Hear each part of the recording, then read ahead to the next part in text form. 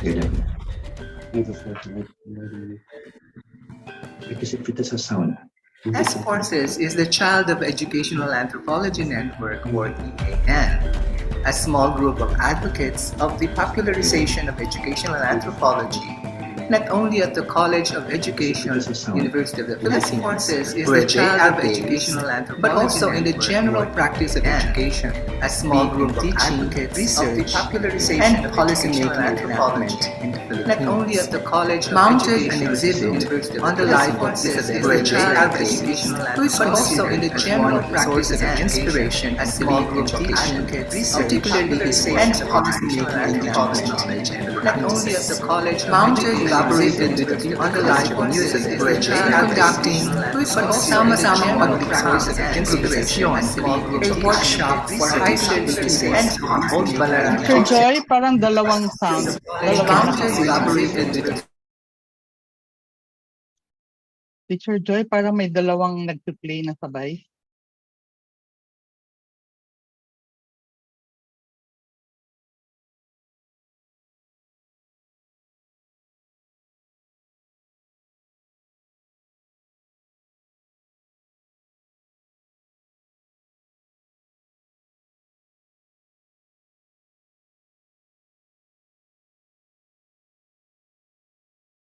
Officers and members of EAE made a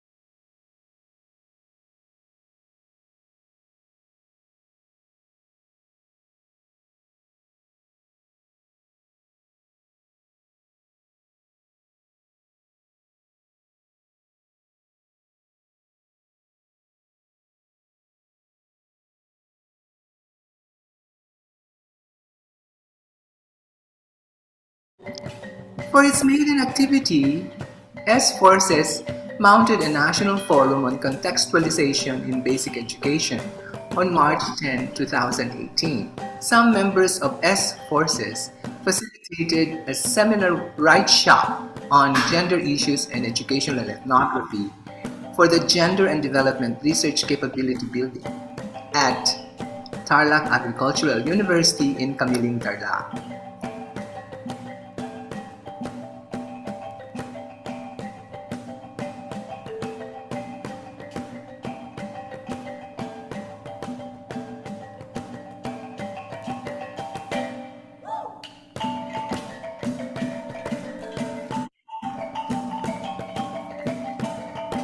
Training ko, pero part of my life history, I really want to be a good teacher. So that factors into my attempt. This practice of music curricular contextualization. The enactment of policy is mediated by the teacher's policy know-how, their music content and pedagogical knowledge, and the power relations between the students and the teachers.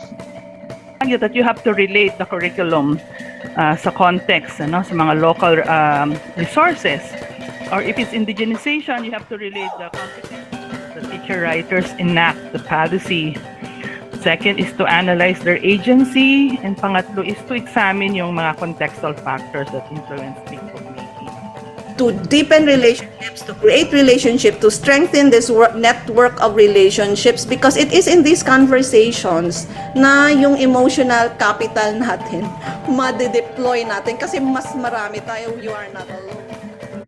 Subjected, the big books have to be subjected to quality assurance processes, and part ng kanilang quality assurance is the requirement to reflect only the positive.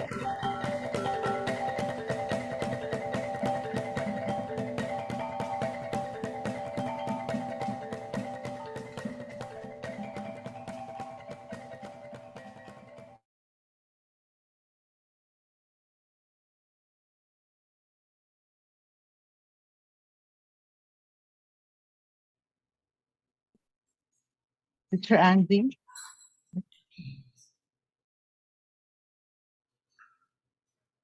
Good afternoon, everyone. Welcome to the third TalasSerye organized by S4SES, the Society for Strategic Education Studies. I am Angelita V. Resurrection, your moderator for the afternoon. You may call me Angie. I'm a member of S4SES. Our organization was registered with the SEC in 2017, but we were originally formed in 2013 while we were still students in UP Diliman College of Education Graduate School. Our hearts were beating for the same advocacy, which at that time we called transformative education. In 2021, we started this TalasSerye series, which are conversations exploring cutting-edge issues in education studies. You can access the documentation of previous TalasSerye events in our YouTube channel. Just simply write S4SES on your YouTube search bar. Today's conversation centers on the use of local languages in Philippine schools. Ang polisiyang ito ay napapanahong pag-usapan gawa ng mga panukala kamakailan lang na isang tabi ang multilingual education. Isang polisiya sa paggamit ng lingwahe sa pagtuturo na sa wikang pangunahing ginagamit sa mga tahanan at pamayanan, maliban o labas sa Ingles. Yung mga sumusuporta sa MLE ay pabor dahil ito ay inclusive at may pagpapahalaga sa wika ng minority populations. Sa mga sumasalungat naman, sumasalungat sa MTB-MLE, sila ay naniniwala na ito ay hindi cost-effective. Ayon sa kanila, pag may MTB-MLE, lalong nagiging regionalistic ang pamayanan at nakakabahala ayon sa kanila na hindi maganda ang mga resulta ng ating mga kabataan sa international tests. Itong ganitong magkatunggaling posisyon sa usapan ang nagbunsod sa aming samahan sa S4SES na mag-organisa ng ating talakayan ngayong hapon. Malugod namin kayong binabati sa inyong pagdating at aming kinikilala ang lahat ng narito, mga teachers at educators, na bilang policy actors, kayo ay may mahalagang partisipasyon at kailangang marinig sa diskurso ng polisiya sa MTB-MLE. Magkakaroon po tayo ng dalawang batikang tagapagsalita upang buksan ang ating usapan sa MTB-MLE. Ipapakilala ko sila pagkatapos nating marinig ang aming founding president and chair na patuloy naming mentor magpahanggang ngayon. Ang aming president holds a PhD in Anthropology and Sociology of Education. To formally open our event and welcome you all, let me call now on our president, Dr. Eufrasio C. Abaya. Sir, over to you. Oh, thank you, Angie. Good afternoon, everyone. On behalf of the Society for Strategic Education Studies, it gives me great pleasure to welcome you all to the third TalasSerye series. The TalasSerye series is a flagship program of the Society for Strategic Education Studies. Its central aim is to bring to public attention cutting-edge issues in education policy and practice, framed in terms of the contested principles of equity, social justice, and human rights. With gratitude, I also would like to welcome both our speaker, Professor Ronnie Tupas of the Department of Culture, Communication and Media at the University College London, and our reactor, Ms. Cheche Olivar, sorry about that, a specialist attached to the UNICEF Early Childhood Care and Development, or ECCD. I gathered from the Philippine Institute of Development Studies, PIDS, citing a news item dated October 22, 2022, that the quote, teaching the mother tongue or one's native language as a separate subject in schools may soon be abandoned, although it will remain as a medium of instruction from kindergarten to grade 3. And it continues, no? Dropping the subject according to DepEd Undersecretary Den Singh would free up 15 minutes of teaching the mother tongue to learners. The time will instead be reallocated to the National Reading and Math Program.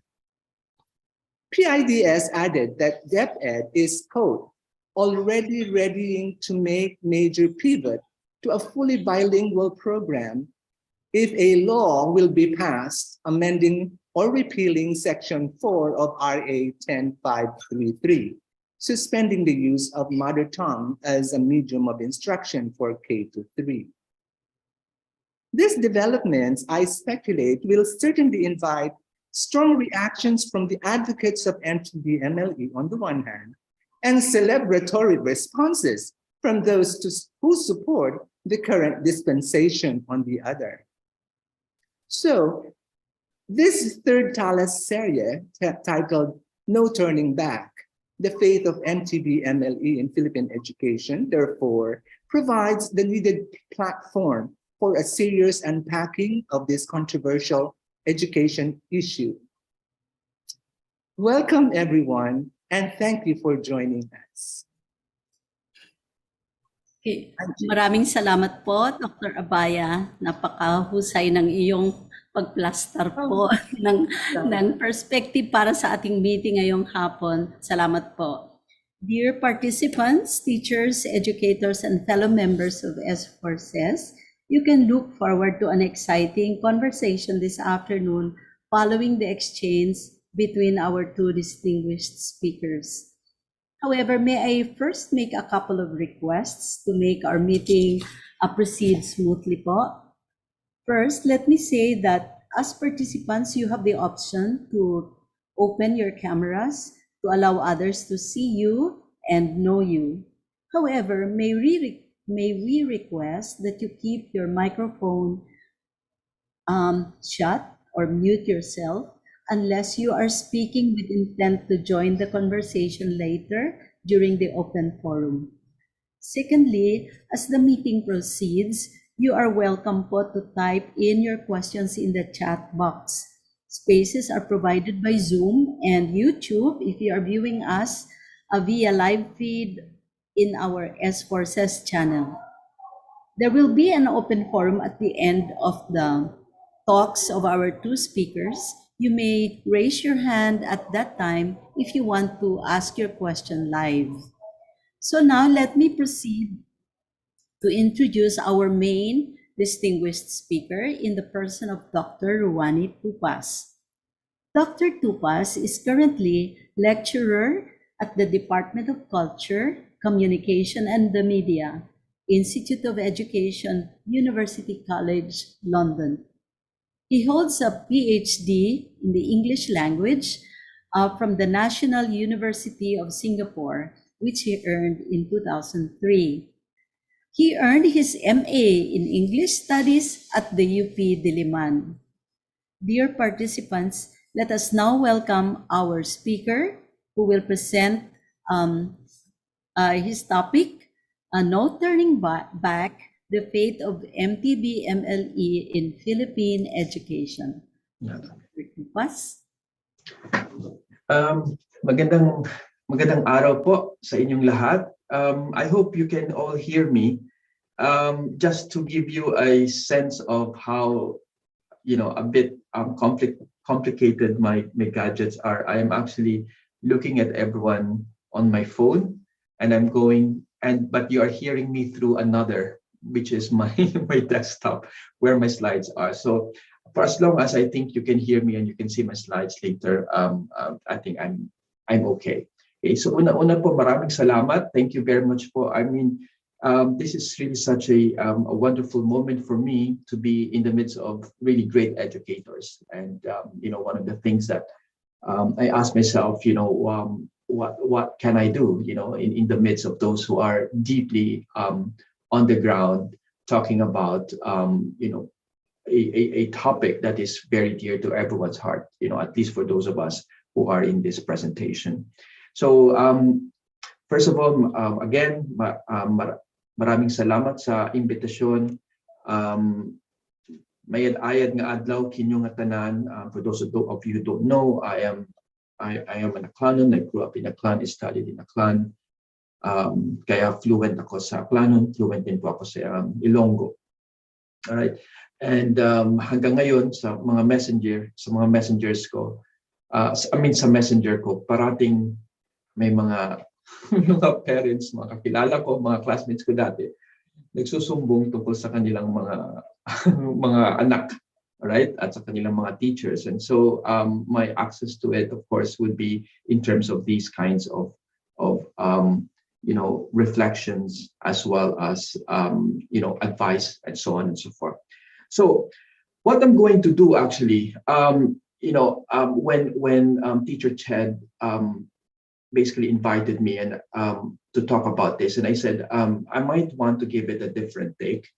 I might look at the whole multilingual education discussion and dialogue through a different lens. Not different in the sense that it's something that is innovative, but it's something that I think I'd like us to pull ourselves out of first, in order to be able to probably understand some of the questions, as well as the emotions, I think, that we see on the ground, right, and that we feel on the ground as well. And that explains why I think my as I share my slide, why if you see here the okay, so you see here, you see really radically different images. On the one hand, I'm not sure whether some of you are familiar with it. It's actually a photo of one of the very recent P-PAP groups in the Philippines. It's called Alamat, right? And on the other hand, it's this is historically dated. An image of a Thomsite teacher, right? Basically being, dancing with an Indio, so to speak, a Filipino.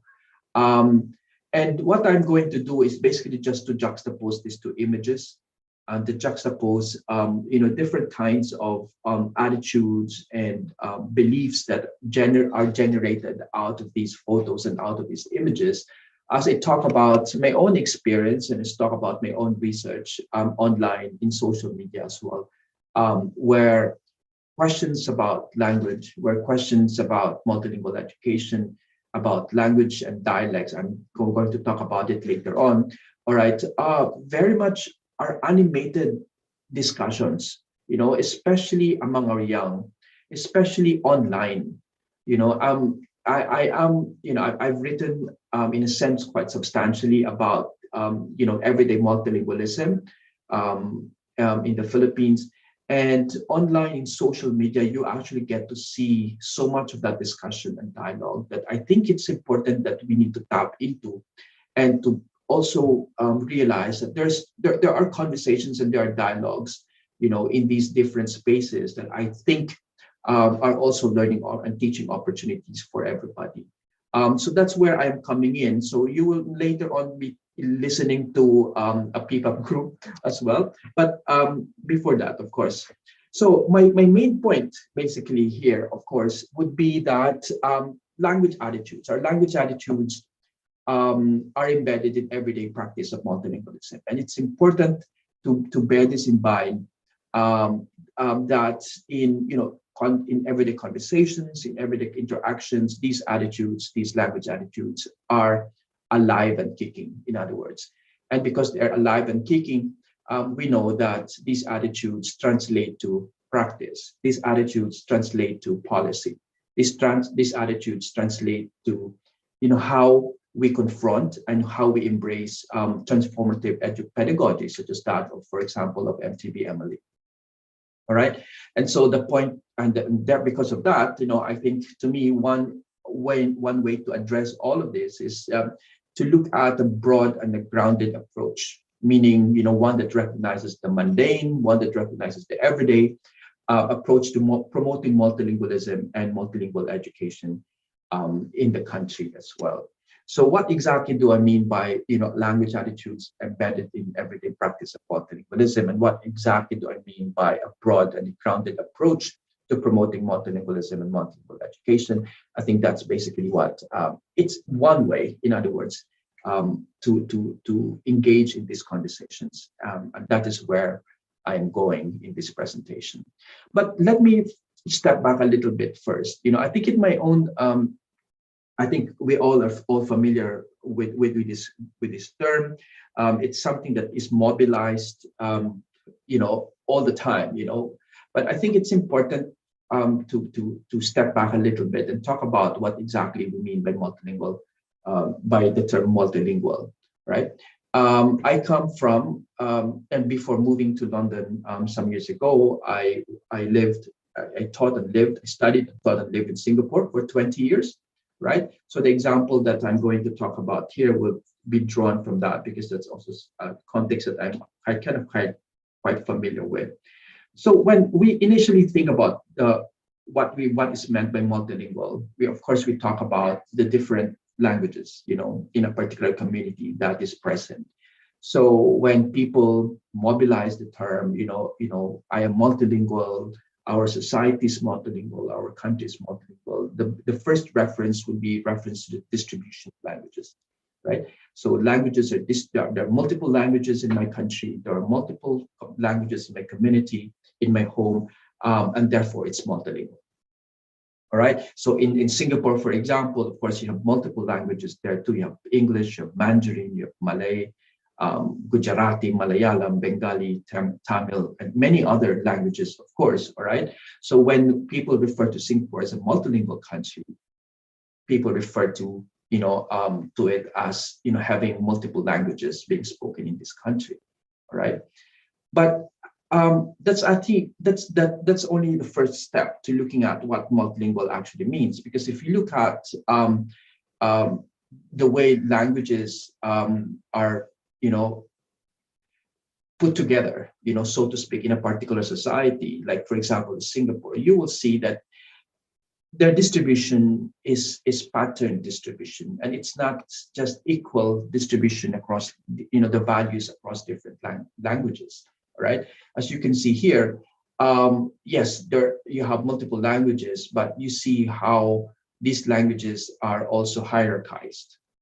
All right, so meron talagang hierarchy ng mga wika also sa Singapore, in terms of the way they are valued, in terms of the way the languages are being recognized. For example, in the education system, I thought, well, prior again to coming here, I taught at some point at the National Institute of Education, which is the only teacher education institution in Singapore. And you see how, to what extent, on the one hand, there is a desire to, somehow treat all the different languages, equally.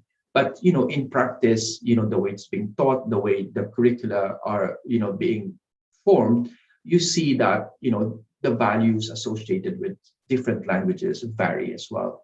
So the point here really that I'm making initially is that when we're talking about multilingualism, or talking about something multilingual, it's not just simply the distribution of languages that we have in mind, that we should have in mind. It's the hierarchization of languages.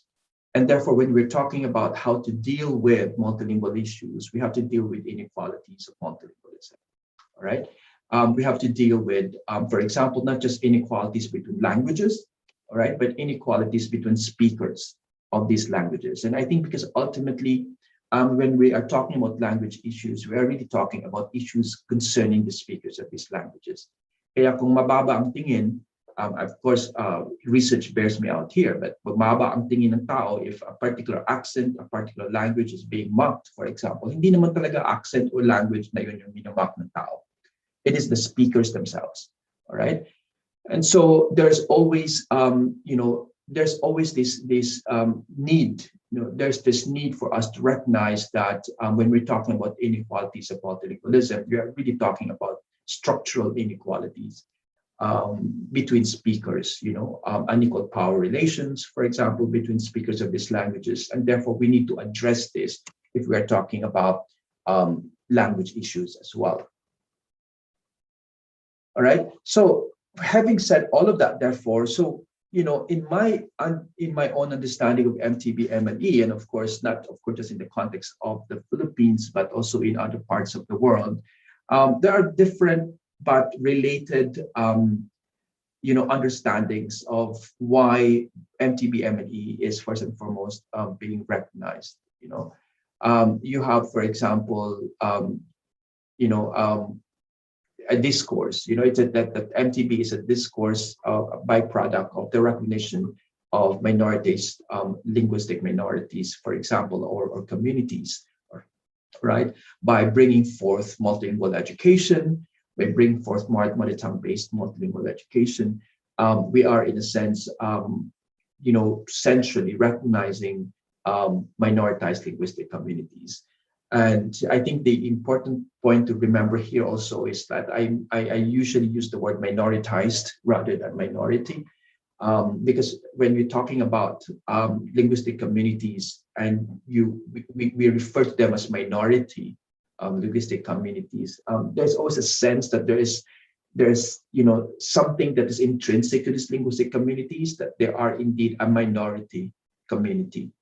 But I think historically, they are referred to as minority because there have been processes, historical processes, political processes that have been involved, for example, to lead to these linguistic communities to be, to take on this status of being a minority.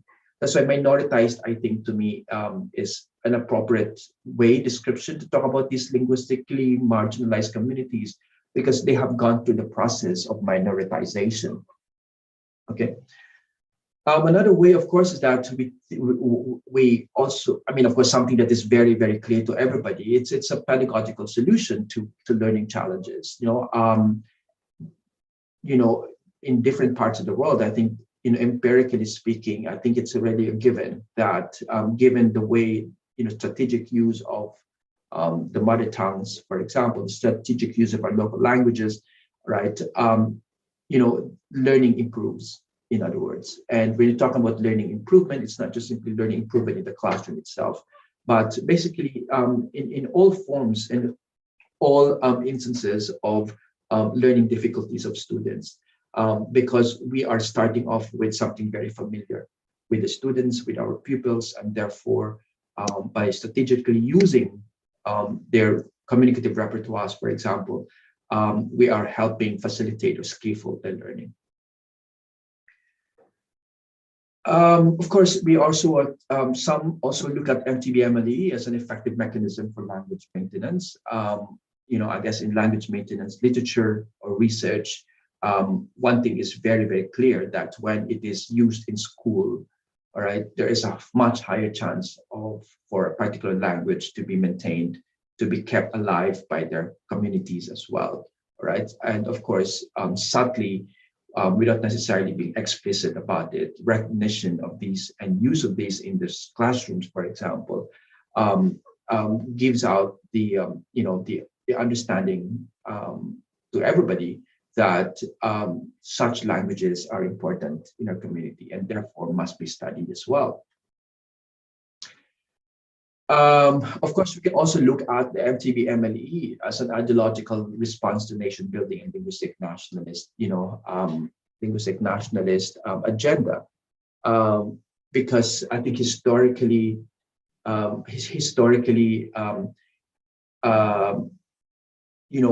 the mother tongues, the local languages, have not really figured centrally and well in language policy making or policy making in the country and in other parts of the world as well. Post-colonial policy making has always involved the colonial language and the rise and emergence of one symbolic anti-colonial language, all right? And therefore, given their own context, all right, it would be understandable to look at this symbolic national language as a means through which we could actually articulate our own identity as Filipinos. However, MTB-MLE intervenes in these kinds of conversations, basically saying that expression of nationalism, expression of who we are, as Filipinos, can also be expressed through all different Philippine languages. All right. But that is something that has been marginalized as a discourse and as a voice in policy making in the country.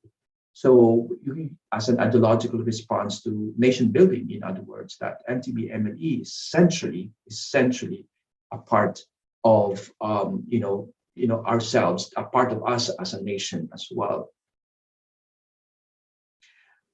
This is something, of course, that also has been taken up in a lot of literacy and development research, that MTB-MLE is a developmental solution to the overall well-being of local communities and people, right? I know this brings to mind, for example, the work of the past work of a lot of Filipino educational researchers, for example, by Professor Cañazo, the late Cañazo, called Doranila and her team. And of course, a lot of UNESCO research as well, basically letting us understand that the use of the local languages is not just simply helpful in relation to learning pedagogy in terms of the classroom, but it's helpful for the well-being of an entire community. And there's research that has shown that again, strategic and appropriate use of the mother tongues and the local languages, for example, even has not only translated to higher literacy, but also in terms of improvement of basic health conditions of people, especially of women, who can access information or health information in the local languages. Even taxation has also increased because of a better understanding of people's rights and responsibilities in the communities as well. So here you have, in other words, I'm saying here that in the context of discussions on MTB-MLE, we are actually looking at these through different discourses and ideologies as well. There's the developmental solution, there's the pedagogical, there's the political, the ideological, and so on and so forth, all coming together, basically saying that MTB-MLE is one transformative educational solution to some of our issues, not only in the classroom, but outside the classroom as well. But here's the key question, however, that I always, and I think we all, are also engaged in. But why is there resistance? And of course, when you're talking about this, it's also somehow a very broad question, which of course requires, that requires that we navigate a very intricate terrain here, political as well, ideological and historical terrain. So, but what I'm going to do is then bring us back to pop culture, all right? Because in my research, in other words, on a lot of pop culture questions and issues, and more specifically on P-pop, Filipino pop, for example, where I look at conversations on the ground, where I look at responses to music videos, where I look at, stands and fans and like thousands of young Filipinos and even teachers actually engage in conversations. There is, in a sense, a way to also understand it through the lens of these people, through the lens of, these users of language as well. So that this is where I'm coming in when it comes to alamat and so on and so forth. Now, so the next part of my discussion or my sharing, therefore, would be to bring in the role of language attitudes in the context of the question about resistance. All right. And so I come in here, for example, with one P-pop group. I think if you haven't checked it out, I mean, P-pop is rich at this point. There's so much going on. There are P-pop groups in abroad at the moment, singing different kinds of songs. I have written a lot about SB19 in newspapers. I have actually talked about language issues.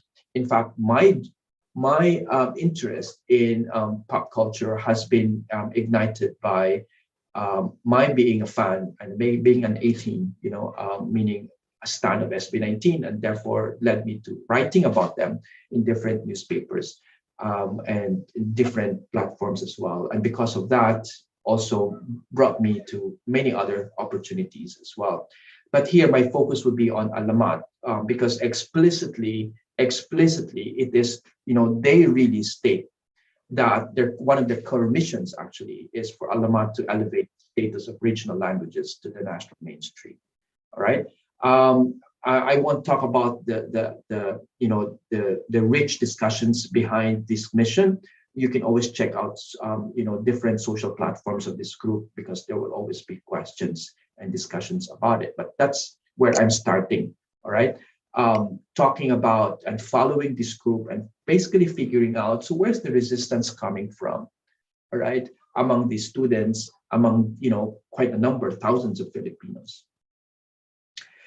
And so here you have, for example, Alamat, very early on, even before they debuted, if I'm not mistaken, they already put this forward in the social media. Because someone basically, said, wow, kumakanta ang Alamat sa iba't ibang dialect. And then Alamat responded by saying, paalala, ang Bisaya, Kapampangan, Ilocano, at iba pa ay hindi mga dialekto, kundi mga wika, lengguwahe din kagaya ng Tagalog. Kaya sa mga interview, lagi naming binabanggit ang wika imbes na dialect. All right? So you see here that this group really actually explicitly, puts this conversation forward, and so on and so forth. And therefore, what I'd like you to do is to stay back a little bit. All right? I want you to watch one music video of Alamat, because here you are not just simply listening to different languages that are being Philippine languages that are being used, all right, but different images that it has taken on that are historical and really political in nature. And I must say that somehow this is the kind of conversations that have opened up conversations on the ground among the young, right, to talk about not just actually the languages, but also the different historical circumstances of the Philippines in the past, in the context of pop culture, in the context of pop music. And I think I have to emphasize that because in my own discussions and engagements with teachers, young teachers in different parts, not just actually in different parts of the Philippines, but in different parts of the world, pop music, something that they are very familiar with can really generate very, very interesting and fascinating discussions about multilingualism, all right? Kaya ako pumapasok dito because my own research has actually gained a lot of leverage when it comes to public discourses and talking about them, about these discourses, precisely because it is something very familiar to my audience, to our audience as well. So this is Kasmala. Again, I'd like you to take particular attention to not only the use of languages, but also some of the images, because that's where I will be coming in later on as well. How do I, where I, no. Shares out, okay.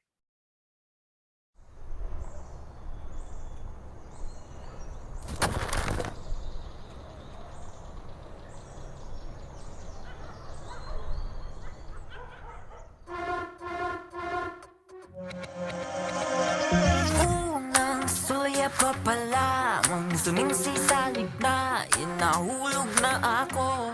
Agaran mo ng paliwanagan, hindi ko malaban na nadarama ko. Walang biro, ang ganda ng hubog mo. Di ka takot na nahulog to. Handa akong sunda ka sa masulog ko. Saan pa matugatong ng ating mundo? Bakit ka ba lakas na dating mo sa akin? Natutuluro na di ko akalain. Puso'y bumubukso, pera nang iwag na dinudulot mo. Alam mo bang sa'yo yung mahanga? Ganda mula-ulo hanggang paa. Pwede bang makisuyo sa dalagang marahuyo? Ano bang nais mo ay gagawin? Kaso ba na talagang kakaiba? Nabiyala sa ang ganda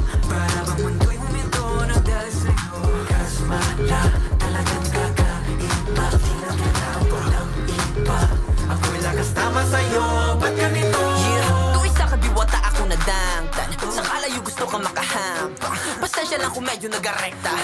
Game ka? Oops, wait ah. Makapaniglo ka lupa. Di pala gwigyan ka uta. Ako'y naula sa patiba. At di na mo kawala. Kapanuban ka lang kadaye ko ni mo. Ikan sa nilhan tunulo. Nangyaki na pintas. Makapagpag sa agas. Ano tumuturo yung himong ko. Yes! Wala talagang kakaiba. At lubihan sa ang ganda. Para bang mundo yung ito nang dahil sa'yo. Kaswala talagang kakaiba. Di na kailangan pa iba. Ako'y lakas tama sa'yo. Ba't ganito? Sa'yo mo yan sabi ko. Ay, gari na babalik sa diklong. Ikaw lang ang di mapantayan. Kahit sino man, ikaw lang ang di mapantayan. Yeah! Kaswala talagang kakaiba. At lubihan sa ang ganda. Para bang mundo yung ito nang dahil sa'yo. Kaswala talagang kakaiba. Iba, ako'y nakasama sa'yo. Ba't ganito? Sa dibdib ko at ibig ko, ikaw lang ang tumatitig ko. Inayanig ko, ikaw ay umaan sa aking harapan. Nabiganin mo kayo. Ako'y nakasama sa'yo. Ba't ganito? Ulan sa aking barila kung ginaan ko kasi ni mo mabaako ko na uwi maalabaw. Nasa imo ng tangan, ako'y nakasama sa'yo. Ba't ganito? Kaswala.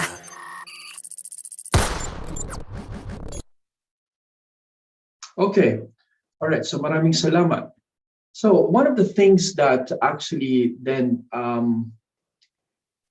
got generated out of music videos such as this one by Alamat. By the way, they have many others as well. All right. Are these questions about the difference between languages and dialects? All right. The conversations that usually come up, all right, are conversations that, for example,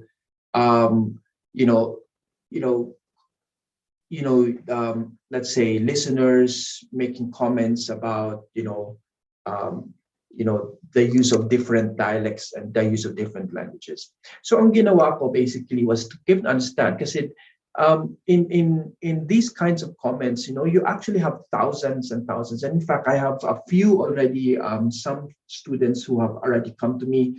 I help them with their research design. Kasi sabi ko, these are things that are really fascinating, but something that of course I cannot really work on myself because it's just too much work for me. But isang series of comments would just generate thousands of comments, and you can already put together a research design on this one to be able to make sense of it.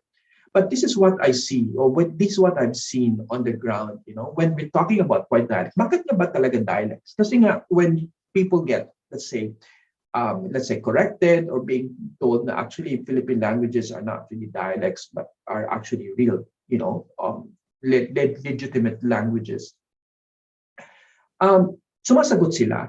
Ang sagot, of course, siyempre nila is ito yung sinabi ng teacher namin. Alright? Bakit ganun yung sabi ng teacher sa amin? Yung sabi kasi, because it's really just a local language, alright? Dialect lang sila kasi regional lang talaga sila at saka limited lang yung use. Alright? But digging deeper or probing deeper, alright? The indexicality, the values associated with this term even becomes a little bit more complex, kasi nga hindi lang itong sinasabi, okay, local siya, mayroon siyang limited use, mayroon siyang regional use, but in the conversations you get to see, kasi nakakatawa pag gumamit ka ng ganitong mga language, ng mga dialects or so-called languages, kasi baduy. Lumalabas, in other words, yung mga biases that we have towards the local languages. And so kung makita natin dito, the use of the term is not just simply a matter of terminology, in other words. It's a matter that is actually very much rooted socially and ideologically. Kasi meron talagang na-associate ng mga values, may mga associate ng mga, there are associated meanings, when the term dialect is used to refer to the Philippine languages. And here we look at, of course, historically, what makes, why, bakit ito? Why this configuration of values? Why this configuration of meanings associated with the use of the term dialect? And I think we need to really look at it historically, because this is something very deeply rooted in the way the word dialect is concerned. Now, the reason also why this has become really quite very personal to me, kasi for many times, and I can only give you one example. For example, before the pandemic, I delivered one of a keynote speech, in a conference back in Manila, all right? And I talk about MTB-MLE. I talk about, of course, again, how it is empirically driven. This policy that is actually transformative. That this is something that is actually important, because it actually improves learning. In other words, I brought in literature from the outside, meaning from the international research community, and also literature emerging from the Philippines as well. So it's empirically driven, right? So for 45 minutes, I was talking about the transformative potential of MTB-MLE, right? Given, of course, the facts and the data that have come out of the research. But the very first thing that happened was when I finished my talk. I went down the stairs. One teacher came up to me. That's the very first thing. I cannot forget this one, because the teacher said, "Pero sir, nakakabobo naman ang mga mother tongues." All right. So this one, I was taken aback by this sort of comment, kasi parang sa akin, for 45 minutes, I was talking about how empirically it's going to be helpful, in learning. It's how you can actually make people smarter, if you have to go that way, that kind of justification.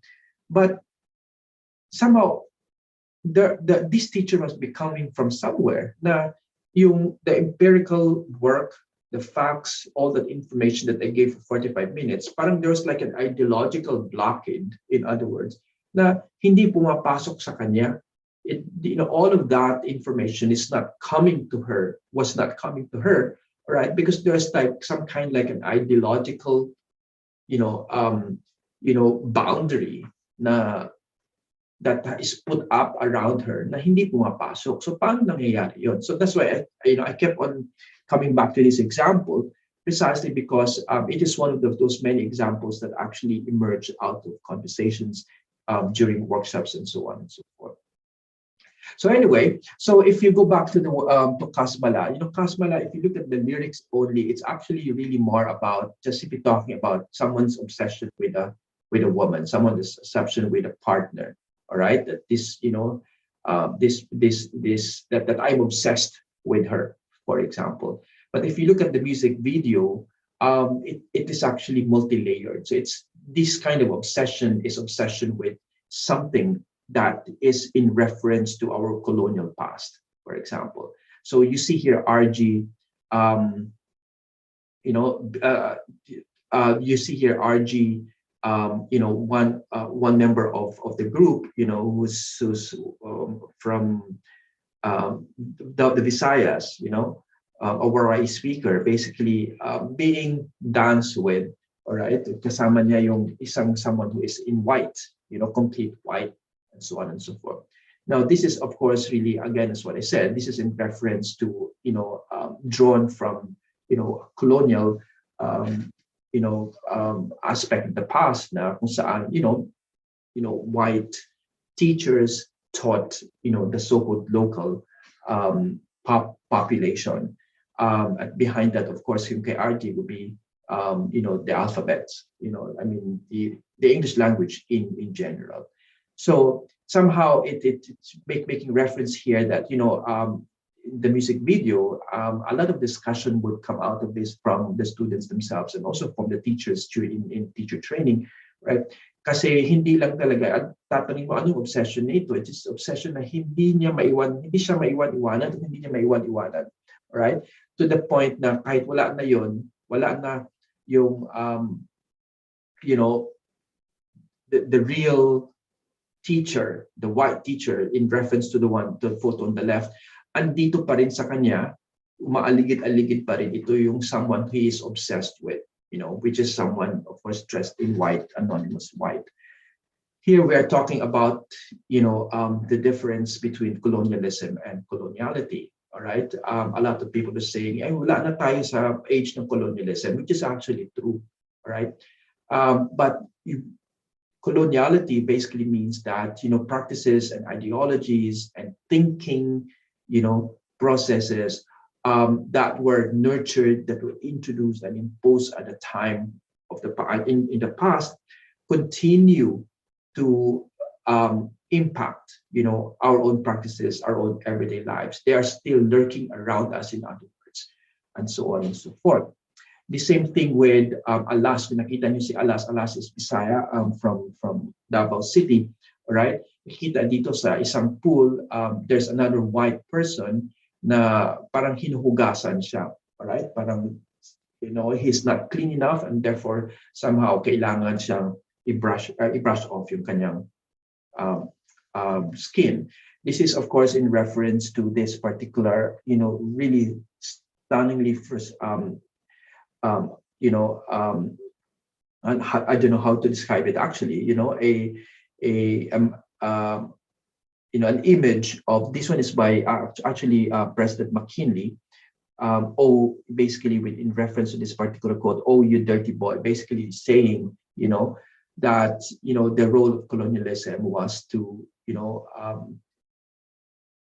clean up, you know, the Filipino race, you know. So makikita mo basically the Filipinos' first bath here is being discursively and ideologically perceived as something that, you know, there's something dirty in the race and therefore kailangan, you know, kailangan ng saving, kailangan ng paglilinis na yan, and so on and so forth. So again, this again brings us back to the difference, no? Na yes, you know, there was kahit nga, for example, yung mga practices of whitening, practices na kung sino tayo, basically thinking about who we are, somehow there are always values that are associated with certain color and with certain you know, identities, no, na sinasabi na wala na yun, nasa age na yun ng colonialism. Pero right now, you know, there is still something that we imbibe in ourselves, that we internalize within ourselves, you know, the internalization of something, you know, the internalization of racial inferiority, for example, that, you know, brought about by the fact that, you know, there's still something lurking around us that wishes for us to, you know, clean ourselves up and so on and so forth. So meron din dito si Mo. Mo is from Zambales, which is of course now in reference to, you know, colonial studies. Now, even anthropology and especially psychology basically talked about varying grades of intelligence, basically by, you know, by racialized kind of understanding of differences, you know, in terms of your looks, for example, in terms of your race, and so on and so forth. So these are gradation of intelligence, you know. Now, the closer you are to the one on the left, you know, the higher your intelligence is. And all of that has had an impact, of course, then, but also even now, you know, again, with some kind of internalized colonialism that is still going on at this point.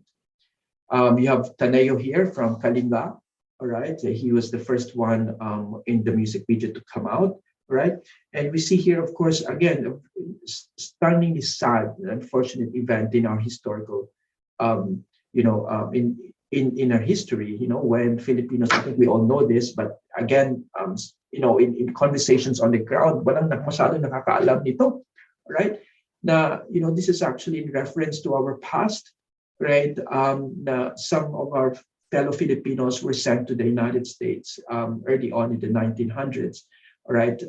To become basically, you know, part of the human zoo. You know, they were aestheticized, you know, they were viewed as, you know, semi-barbaric, if not barbaric, and so on. So nakita dito nakagapos And I think if we go back historically, maraming mga kapwa nating Pilipino doon na namatay because of this, because of, their access, they have been exposed to diseases that they were never exposed to, for example, because of the weather, and also because of mental issues of being separated forcibly, all right, from their families back in the Philippines. So, kung makita natin dito, there's just so much content that you can generate discussion, all right? And it's interesting because when you actually start with the music video, when you actually start with music, people talk about visuals, for example, people talk about the languages that they all put forward here, that they all use. But in the further discussion, all of these discussions, all of these topics also then come into the picture. And point ko dito basically is that when you start with something that our students and our young people are familiar with, you get fascinating and rich discussions about history, about language, and about culture as well, right? At dito nga natin nakikita yung mga ganung klaseng attitudes and language attitudes. So when we're talking therefore of this whole discourse on language and dialects, na sinasabi ko kanina, na sinishare ko kanina, and something that is coming from the ground, right? We can therefore understand this as something that has been framed historically, all right? Now, the use of the term, the reference to language as dialects, in the Philippine language as dialects, is something that's very deeply colonial in nature. Kasi it was, this is just, of course, one example of a newspaper back then. But, if you look at documents, the references basically are similar, But this one, I think, to me, really somehow calls, showcases quite a lot of things, English ousts dialects. So parang meron talagang forcible move to take, our Philippine language out. But to be able to justify the use of the language in relation to the other Philippine languages, then it has to be downgraded to, to being called dialects. So, I mean, we can talk about this in more detail later on if some of you are interested.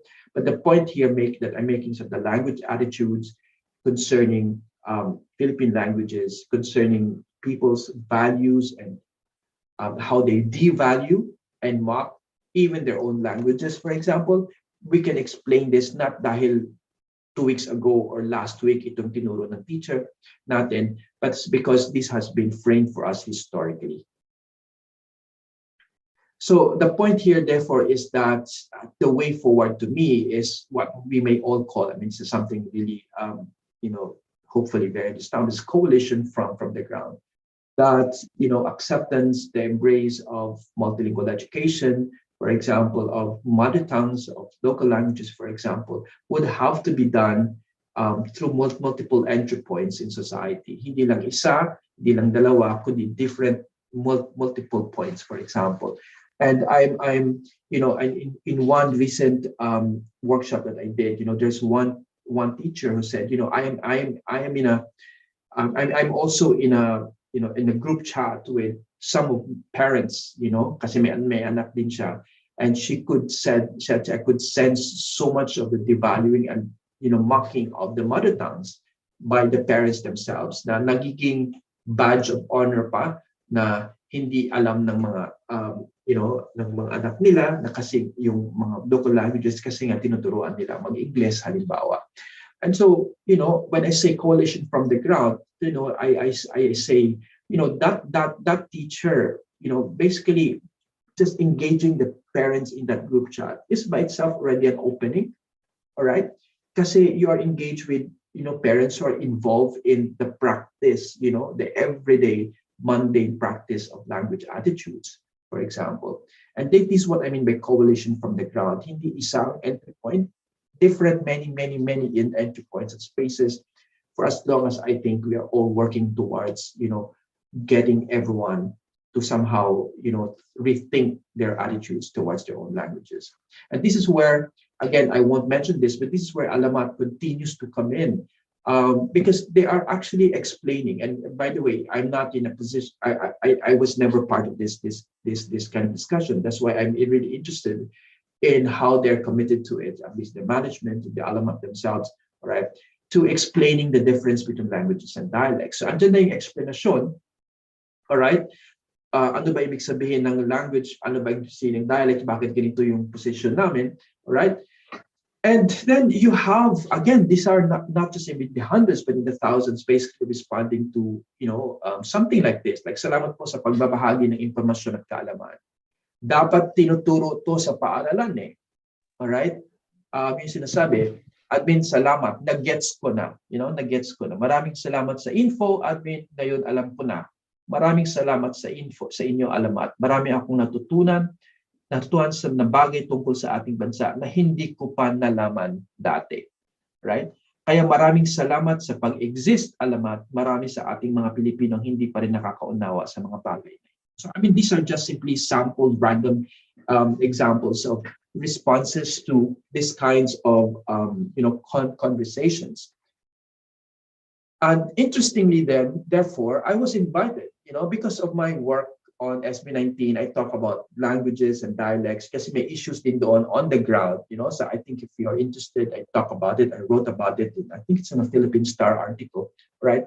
Then Alamat then reached out to me and said, can you please try to explain the difference between language and dialects, and let's put it up in a video, and which now I think has almost close to 500,000 views, which is something really very interesting, especially for a so-called academic kind of a video.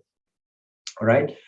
So they in a sense we in a sense try to collab with one another on putting this forward to everybody.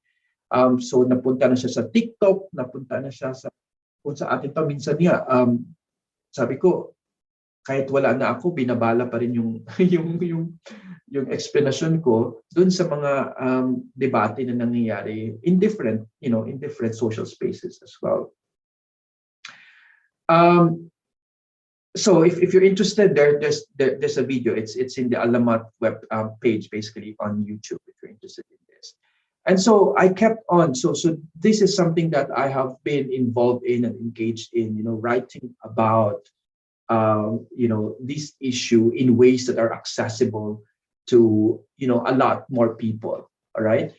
This is actually one article that I wrote for actually Filipino UK magazine. All right. And what I will explain to you later on is that itong magazine na ginawan to ng brochure ng mga fans ng Alamat, and in every concert, in everywhere they go, all right, they actually share this with people who attend the concerts and the gigs of this group. So I will be talking a little bit more about that. So ito yung halimbawa, yung mga lumalabas na ngayon na sa mga on the ground. So sinasabi dito, it is the 8 major dialects in the Philippines. Tapos merong sasagot, correction language. Naguguluhan po ako, sabi niya. Some call it dialects. Even if you try to search on Google, it is called the 8 major dialects in the Philippines. Please explain it to me for me to understand. All right? So meron ding best parts when they start singing with their own dialects. Tapos meron na namang sasagot, languages po kasi. Oh, opo. I just finished watching the Philippine language comparison. Ito yung video namin, all right? And now I know. All right? So nakita natin dito, we're talking about learning spaces. These are learning spaces that I think have not really been tapped into massively yet. All right? How many dialects are these? They're amazing. This is the first time I heard my mother tongue on YouTube. Seriously. All right? Then again, may sasagot. Languages po, not dialects. All right? For your information, most Filipinos thought, and so on and so forth. Okay? And then here we talk about, again, more emotions coming in. So kanina is more about being corrected cognitively, halimbawa, pero as you can see, sa mga reaction videos ng mga tao, all right? Not just reactions, not textual, writing, but reaction videos online, sa YouTube that they react to music videos. Makikita mo how the emotions are really coming into play, all right? So let me read some of these random examples. Now, P-pop, then hearing my own regional language is so satisfying. Stand harder. And then my mother tongue is in the song, I Cry Waterfalls. Solid, na-amaze ako pag narinig ko yung mother tongue ko sa kanta. Congrats po sa song. I hope this gets recognized. Singing with their own native dialects, they give that kilig factor. So you can see here, this is what this meant, I think, by the structure of feeling. You know, if you come to think of it, isang sentence or two lines lang yung a certain language being used, but the impact to a lot of people, all right? The impact is, you know, very immediate. You know, merong lumalabas. So the question is, why do people react to these feelings, to these use of languages, you know, in this particular manner? So structure of feeling here, of course, comes from the term from the term put forward by Raymond Williams. In the structure of feeling, basically it's saying that you know, our feelings are not just simply mundane feelings. Hindi ito lang sila individual feelings. These are feelings that have been molded, all right?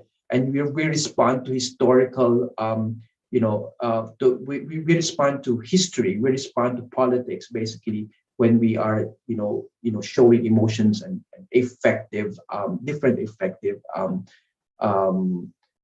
feels, if you come to think of it. Joseph Park in 2015 took on this term, structure of feeling, basically saying, so now we need to shift our attention to what is happening on the ground. Why? Because our structures of feeling, these feelings are also historical in nature. So in other words, meron talagang something on the ground in our mundane, everyday feelings about these languages that have been molded. And if these feelings don't get transformed, for example, mahihirapan to be able to, you know, for us to coalesce, come together and move forward and, you know, encourage people to, you know, to recognize their own languages as well. So here we're talking about a concept called translingual transdisposition, characterized by general openness to plurality and difference in the ways people use language. All right. So conclusion, ito yung nakita to at some point. Now this is my last slide. Interestingly, sinabi ko sa inyo kanina, no, yung sinulat ko dati for this UK Pinoy magazine. So the fans started to put them into a brochure, parang saan pa infotainment. It's more information, and there's also edutainment. In other words, more educational and entertainment, because they also bring in information about alamat, about the boys, about, you know, their advocacies and their, you know, basically their own visuals as well. Pero pinapasukan na nila din ito ng Philippine languages as not dialects, and so on and so forth.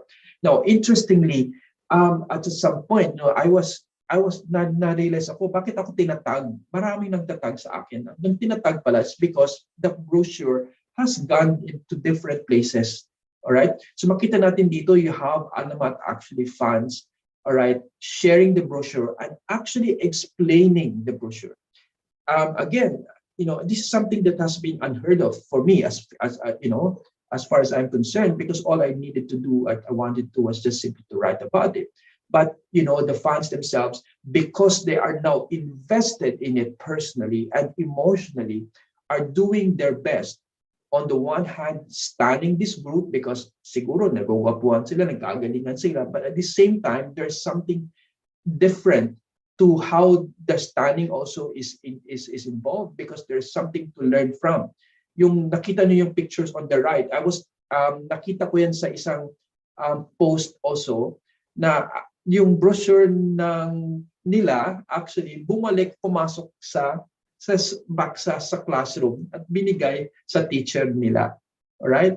And I think to me, again, this is my last slide. I think to me, what needs recognition, as what I said, are these mundane, everyday practices and engagements in multilingualism. All right? That I think need to be tapped into, because the moment these kinds of initiatives, you know, get repeated in different parts of the country, for example, because they're on the ground. These are students, and these are actually also, you know, like workers already working, working Filipinos who are invested in the advocacy of Alamat, but at the same time also talking about pop culture and pop music as well. I think there's, these are spaces that we can tap into to further, increase the visibility and acceptance of our own local languages as well. And I end here with Acts of Citizenship by ISIN in 2009. Basically, these are practices whereby new actors, such as the ones that I've just explained and showed, seeking recognition in the public space in order to determine a new course of events, shift the location of agency and voice. And I think, to me, again, we need to look at these spaces as transformative spaces where emotions can be transformed and changed and open themselves up for the embrace of multilingual education and multilingualism in general. Okay, so maraming salamat po, and I'm looking forward to conversations emerging from this talk and this presentation. Salamat po. Salamat po, Dr. Tupas, for your provocative talk. May kagat po sa puso ang inyong na-share sa amin ngayon. A number of participants have already posed some questions, but please hold. You can just type in the chat box. We will give way to our discussant reactor first. It will help us to manage the Q&A later if you can type your questions in the chat box if you have not yet done so. You may raise your hand later as well, so we can line you up as well for the Q&A. Our second speaker, our discussant, to the presentation of Dr. Tupas, has a name that I cannot forget, it being Psyche Olivar. It's quite very unique. She is sometimes referred to in public pages of FB as Cheche Olivar. She joined UNICEF in 2010 as education specialist and continues currently as ECD specialist. She worked with DepEd Central Office from 1997 to 2010. She served as well as Executive Director of EdPTAF, the office in DepEd in charge of implementing foreign-assisted projects from 2005 to 2010. She knows the MTB-MLE policy very well, as she was designated as head of the BESRA, Basic Education Sector Reform Agenda, Technical Secretariat of DepEd, where MTB-MLE was one of the policy reforms. So, dear teachers and educators, may we now join the conversation? No, wait, not yet. We will now hear from our discussant, Ms. Cheche Olivar. Maraming salamat po. Yeah, I'm Cheche Olivar. Magandang hapon sa ating lahat in my dialect. Maadjong hapon kanatong tanan. Thank you to the organizer, the Society for Strategic Education Studies, for inviting me to be a reactor of the topic No Turning Back, the fate of MTB-MLE in Philippine education. Indeed, this forum is very timely as our country continues its discourse on the implementation of the MTB-MLE policy. Thank you, Dr. Rawanin, for a very interesting presentation on language attitudes. I just had this conversation with an old man this morning, and then he asked me, taga saan daw ako? Sabi ko, taga Southern Leyte. And then he asked, ano daw lingwahe ko? Sabi ko, Bisaya. And then he further asked, ano po yung dialect mo? Wow, alam niya kung ano yung difference ng dialect and lingwahe. So I told him, ang dialect ko po ay Buholano. Anyway, I know that with the language experts and practitioners who are present in this forum, there will be more interesting and insightful exchanges of ideas on how we value our languages, which could have affected the implementation of the MTB-MLE of our country.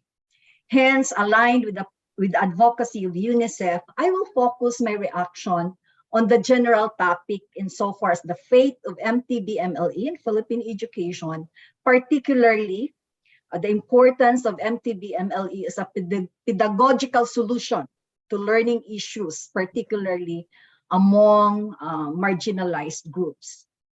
So based on global and local evidence, UNICEF would like to highlight the following. I know that most of us here already know this, but just the same, I would like to highlight these key messages. First, learning in mother tongue or the first language of the child improves learning outcomes in mother tongue and other languages.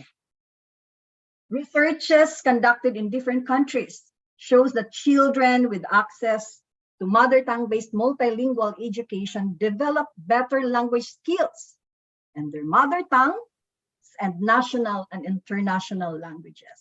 So it facilitates the learning of other languages like Filipino and English. Second, learning in mother tongue also improves learning outcomes in other subjects. The USAID Basa Pilipinas study also confirmed other local and international findings that children whose early education was provided in mother tongue have a better grasp of concepts in math, science, and other content areas, and learn second language better and quicker. Assessment reports of student achievement in English literacy and English taught subjects such as science and math are not promising. According to the Basa Pilipinas study, this is an effect of shifting to English too soon. Third, learning in mother tongue improves parental engagement and reduces dropout. As cited by UNESCO, data from 22 developing countries and 160 ethno-linguistic groups revealed that children, especially in more difficult circumstances, who had access to education in their mother tongue were less likely to drop out of school. Indeed, MTB-MLE is an equalizer. Fourth, MTB-MLE is a right of every child. The Universal Declaration of Human Rights states that everyone has the right to an education that is free, available, and accessible. It will only be accessible to young learners if education is delivered in a language familiar to them. Moreover, the 1989 UN Convention on the Rights of the Child stipulates that every child has the right to education, to learn and use the language of his or her family. UNESCO highlights that where education is not provided in the child's first language in preschool and primary education, this is increasingly seen as form of discrimination. The International Commission on Financing Global Education Opportunity found that MTB-MLE is one of the major cost-effective strategies that lead to increased access and learning outcomes. MTB-MLE is also recommended by UNICEF as one of the effective strategy for overcoming the learning crisis brought about by the COVID-19 pandemic. The benefits of MTB-MLE for children: they engage more in class and develop higher order thinking skills.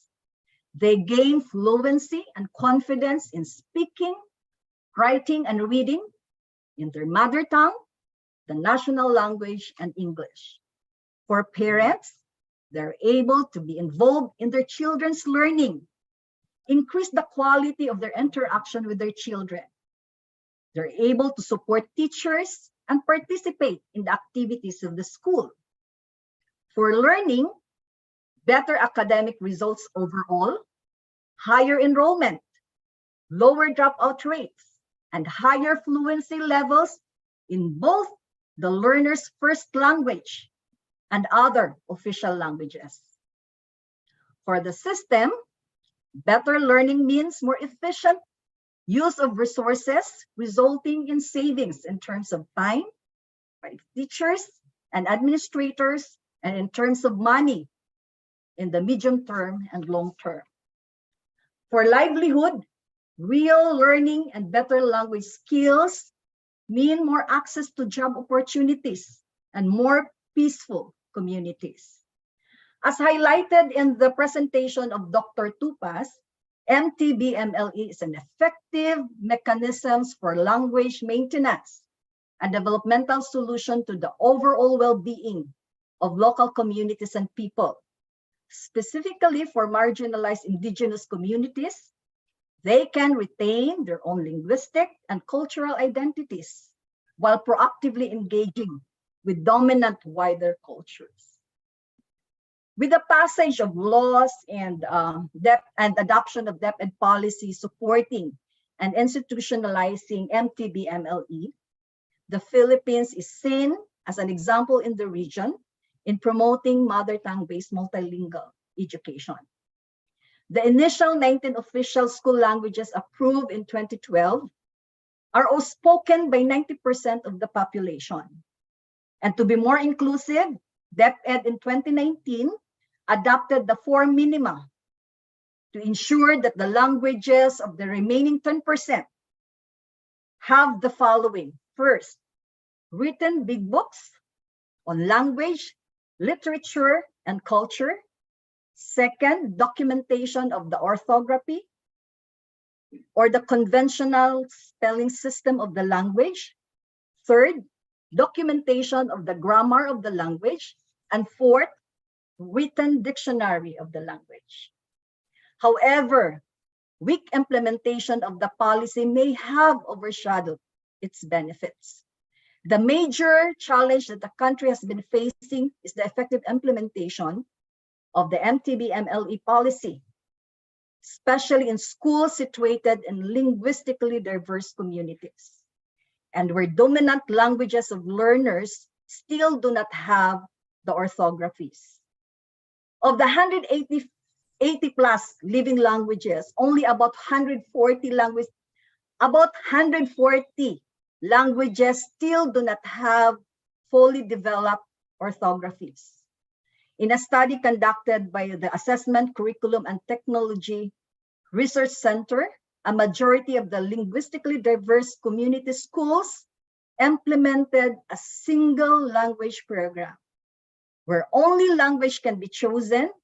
They chose a lingua franca or a regional language because it has the 4 minima, which is recognized that this choice can undermine linguistic diversity and exclude minority languages.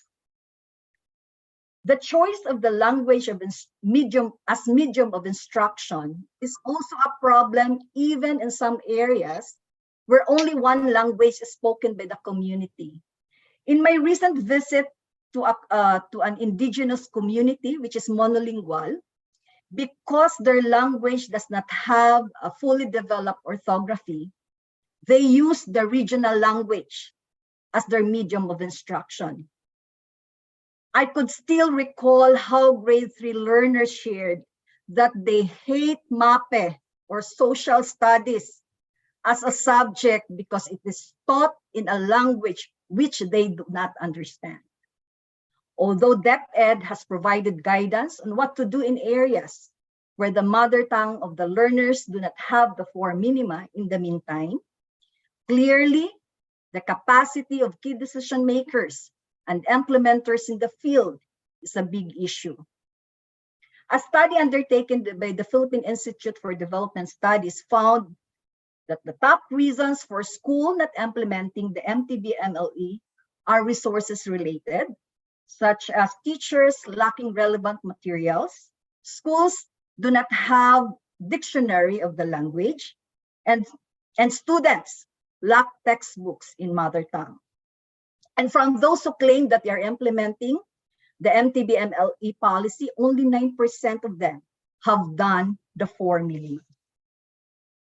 Addressing these challenges will be facilitated if we put high value on our different languages by investing more resources to increase the number of languages with the 4 minima and improving the capacity of key stakeholders at all levels to implement and monitor the mother tongue-based multilingual education policy. The ACT-RC study and the Basa Pilipinas project demonstrated how positive results in literacy in the mother tongue and additional languages can be achieved if the following exist. 1. Capacitated education leaders, managers, and teachers. Adequate materials and support from parents and the community. And this could include creating a community movement to change the perception that local language ay nakakabobo, kundi ito ay nakakatulong sa pagkatuto ng ating mga bata. As we continue our discussion on how we value languages and understanding why we are having this discourse, let's not forget that at the center of this all is every child has the right to education, has the right to learn and use the language of his or her family. Daghang salamat. Daghang salamat sa Ma'am Cheche. And you can see, dear participants, na talagang napakayaman ng ating mga narinig ngayon sa ating dalawang speakers. So we will now proceed with the open forum para po mabigyan daan ang inyong pagsali sa ating talakayan. Meron po tayong mga questions. Do I see any raised hands? Wala pa po. So meron nang nag-post ng 4 na comments sa ating chat box. Ang pinaka-recent, ito po na we have already reached the point where English has to be taught as mother tongue for children whose mother tongue or L1 is already English. Some parents told me, according to the one who posted this, that they would rather have their children learn a second international language like Spanish or Mandarin in preschool instead of the mother tongue. Who would like to answer this question?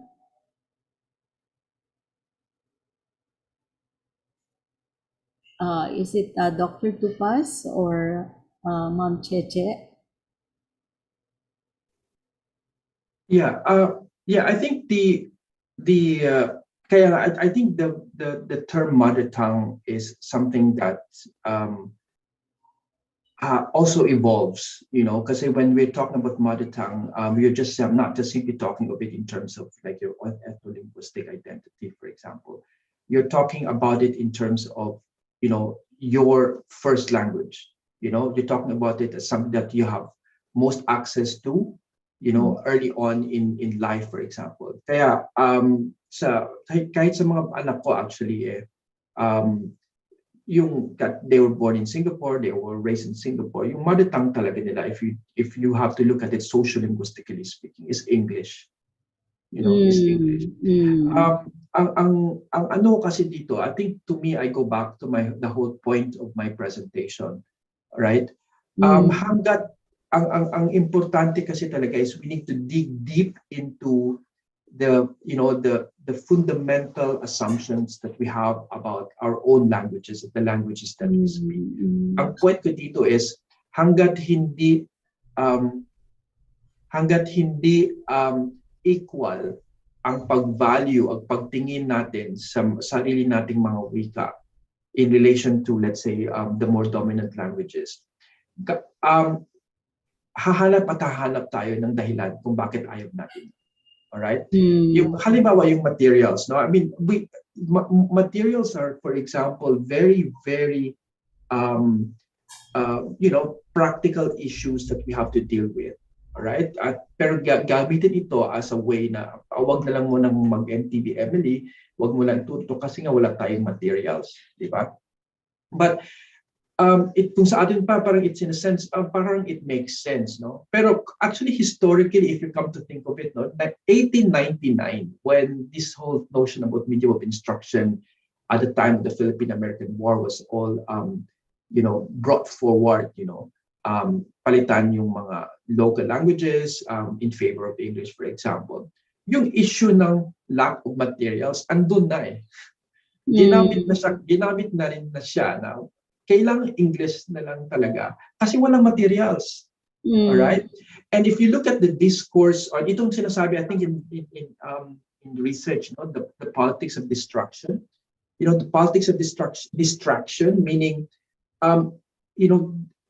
we are in a sense using discourses that cover up for fundamental problems in the education system. And that's why I go back again to my whole point about language attitudes.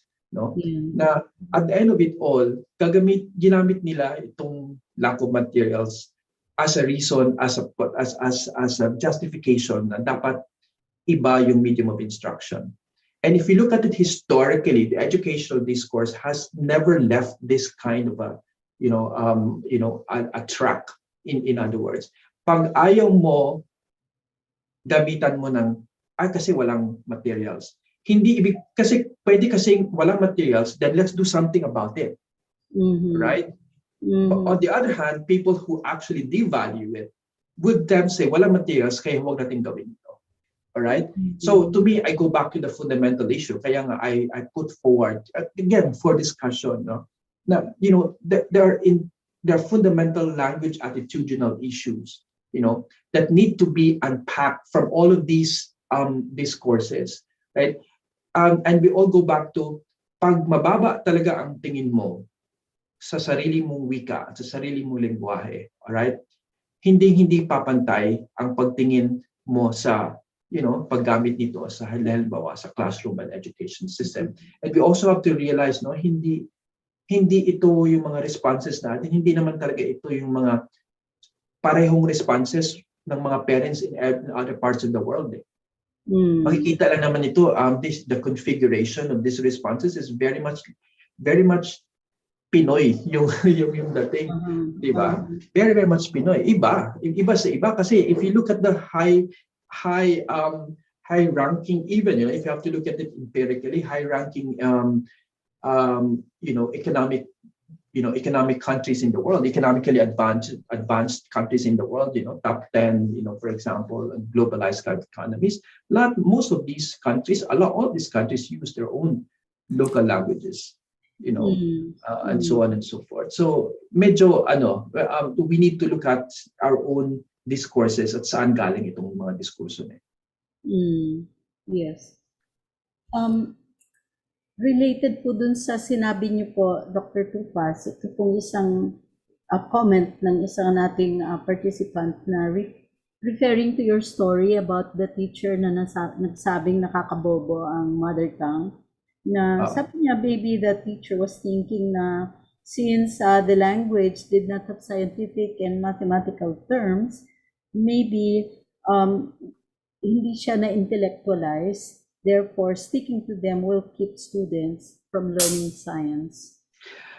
Well, it could be that is the surface level kind of understanding of the teacher. But the point is that but hindi pumasok lahat ng itong mga empirical data, lahat ng mga information and research, but hindi pumasok sa kanya na pwede palang gamitin ito para mas lalong tatalino yung mga estudyante ko. Yeah. Diba?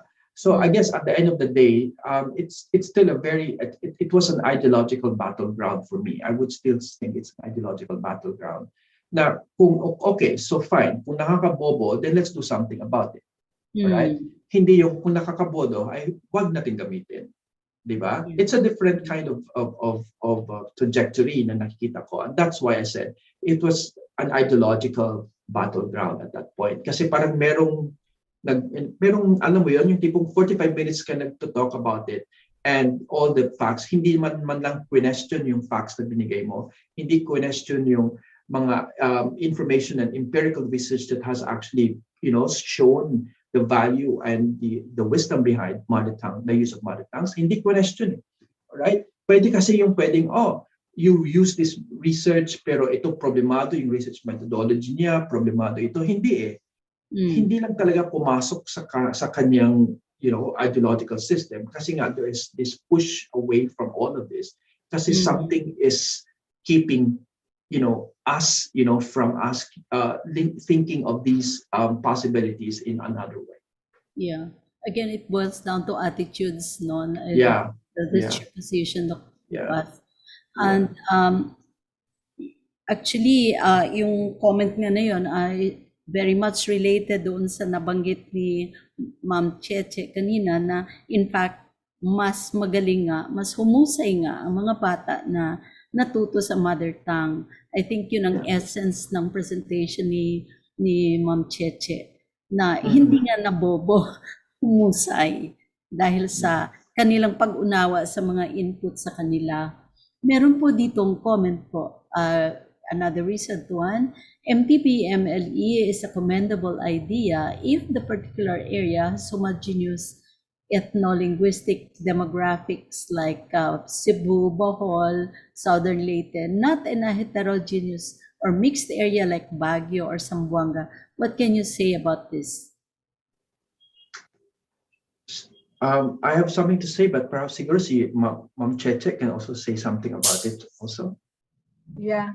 As mentioned no, sa presentation ko kanina, talagang malaking issue, malaking challenge sa ating mga paaralan yung pagtuturo ng mother tongue, well, as a medium of instruction and as a subject, lalo na in a linguistically diverse communities. And DepEd has provided guidance insofar as how schools should be able to manage these challenges. But to me, I think it's really more about how DepEd and other stakeholders will support the schools in terms of really recognizing that this is a challenge, and then knowing that there are solutions. There are solutions to address these problems. Hindi yung, kasi parang ang nagiging, ang sagot ngayon ay dahil may problema, dahil mahirap i-implement ang mother tongue in linguistically diverse communities, then mag-resort na lang tayo sa Filipino, for example, or a regional language. For example, I could share my experience. In Samar, iba-ibang dialect, iba-ibang dialect in yung Waray. So since DepEd, siguro there was a decision to adopt Waray, yung regional language Waray, as a medium of instruction. And then the materials are in Waray, which children in certain areas in Samar could not really understand. Ang ginawa ng teacher is ita-translate muna niya sa Filipino bago niya i-translate sa Waray. Sa lingwahe or sa dialect nila. So again, itong mga, I think it's really more about how do we capacitate and support our implementers in the field so that they'll be able to really address these challenges. And it would really require investment from the government, more resources, more budget to capacitate the implementers. Yeah. Okay, maraming salamat po, Ma'am Cheche, for that reply. This one comes from Andrew Peña. He talks about Mark Karan. Mark Karan talks about power and affinity, two important motivations for learning and speaking a language. They learn a language to get political or economic or social power. They also learn a language in order to foster unity with people who speak that language. Sa case ng mga ayaw magsalita ng mother tongue, they have little or no affinity with the people around them or the people of their ancestry. Yeah. So, iyon po ang comment. Any rejoinder? And we have two raised hands following after your rejoinder to that. Yeah, I'm not sure exactly what is meant by they have little or no affinity with the people around them or the people of their ancestry. So I can think, for example, of my own, of Aklanon, halimbawa, those who message me, mga kasama ko, na ayaw nila ng Aklanon. Diba? Pero Aklanon sila kasi we all grew up together. Pero I don't see why. I mean, they recognize, that Aklanon is their speech. They recognize that Aklanon is their mother tongue. They just don't want it. All right? Kaya nga ako, I keep on going back. I think part of the whole the whole discourse should be about transforming ideologies, transforming language attitudes. All right, we need to go back to these things because, okay, so let's say sabihin natin, why no affinity with people around them or the people of their ancestry, for example. I mean, kasi nga, kaya sinabi ko kanina, yung sa structure of feelings na sinasabi ni Raymond Williams, hinubog to historically. No, I think we need to look at the role of history, the role of not just education specifically, but history in general, in molding and constructing our own identities. So in fact mga language choices kasi natin, ang akala natin these are individual choices. So kasi I choose this language, pero actually these language choices have been made for us already. Kahit bago pa pinanganak yung mga anak natin, these are already language choices that are made for them, right? Kasi nga, policy making is historical, it's a historical construction, it's a social construction. So if we allow ourselves, this whole discourse on kasi ayaw naman, kasi hindi naman sila kakakonek, we take away the role of history in precisely constructing these kinds of choices for us, right? Yeah. Thank you, Dr. Tupas. I see the hand of Dr. Abaya raised. Dr. Fras? Oh yes, thanks, Angie. I would like to build on the very instructive insights of Dr. Wani.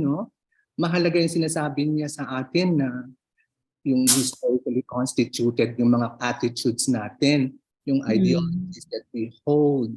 Ngayon, gusto kong i-pursue yung point na yun and to ask Dr. Tupas kung ano yung mga konkretong conditions na dapat matransform, conditions that perpetuate or reproduce that this kind of attitudes, Kasi at diverse naman yan, merong pro, merong hindi, merong ambivalent, it's not kind of, hindi naman reductive tayo dyan, but these are multiple attitudes. Under certain conditions, okay lang ang mother tongue. Under certain conditions, hindi. So I want to pursue an agenda that will jumpstart that advocacy to look at possibilities of change in terms of attitudes. Ano yung mga condition dapat na tinitingnan natin? In other words, we know, for example, in everyday life, maraming mga families ayaw talaga ng MTB-MLE dahil alam nila for practical reason, mas useful ang English. In pragmatic terms, right? Yung identity issue, mas mahalaga sa kanila yung may kikitaan, may trabaho, etc. Kesa dun sa Pilipino kami. In other words, kinakalibrate din ng mga tao on the ground kung ano yung magiging response nila o attitude nila about languages. And this is to register the point na mas complex ang problema natin. It's not just ideological, but look at the structures aside from ideas, ano ba yung material condition, So kasi ang attitude may limitation din as a concept because concept yan ng social psychology, and they tend to individualize the issue. You see, pero I heard Dr. Wani kanina sabi niya hindi naman individual. So hearing that point, suggest na hindi naman psychologistic ang tingin ni Dr. Wani sa problema. Yun lang po. Salamat po. Yeah, thank you very much, and I'm glad that you put that forward, so that I could also clarify it because I go along your line, about language attitudes as something that need to be worked out within conditions. He said, I have always in my 20 years of work always worked out out along what I refer to as conditions of unfreedom. That Yes. everything has to be worked out within these conditions. Kaya ang tanong parati sa akin, kasi usually when we get, I think all of us are involved in sort of like conversations with teachers and even parents. Actually, quite a number of parents organizations have also asked me about, engaging these things. Like, I think I mentioned to Ched that recently I was with like a group of parents in Pangasinan, whose children go to Pangasinan schools. They asked me to talk about, pop culture and pop music and so on. Kaya I guess kaya there are spaces along the way, and what the conditions, I think when they get asked, like for example, teachers ask you, kasi sir, wala kaming magagawa. Diba? It's always along these lines, doing these things precisely because of the idea that somehow, the conditions are massively, huge to the point that we cannot really do something about it. Ang dahilan, what I usually then ask them to do is like, first and foremost, go back to your own spaces, reflect on where spaces you can navigate, and take control of, for example. Kaya nang sinasabi ko sa kanina, there's one example of this teacher na kasama siya sa isang parent group discussion, for example. So kasi parang feeling niya wala siyang magagawa, feeling siya there's nothing you can do about it. So kasi nga we're all thinking about like how can we change the policy, how can we change this thing. But I think a different mindset to me, if you look at it on the ground also, is look at your own spaces. Saan ka pwedeng gumalaw at doon ka umpisang gumalaw. And that's why I also started with an idea na our entry points must be multiple. All right, hindi dapat isang entry point to these kinds of discussions and to these kinds of work. Kaya ako, for example, in my case, it is my entry point would be, talking about this in a sense, popularizing these courses and using these issues in relation to teacher training, and engagement as well. So I keep on doing this in order to highlight, possibilities of change within these own little spaces that I also have in mind. Ang mahirap kasi sa akin, to me, is like this broad vision of transformation. Kasi yun nga, precisely because of the multiple spaces that we navigate, conflicted spaces, to me, what is a broad vision would be going to the ground and looking at and carving out your own space where you can actually make those changes.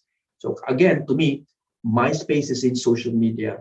My space is engaging with these stands, for example.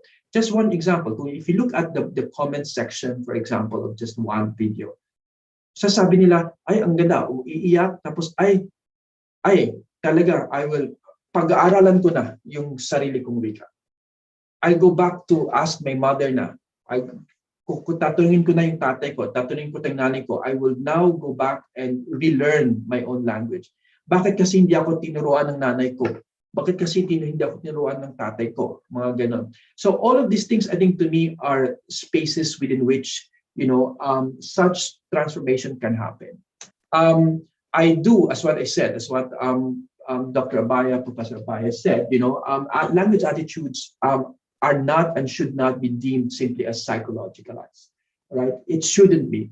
They are embedded exactly within this, this is within these conditions. Kaya nga sinasabi ko, they are historical construction, all right?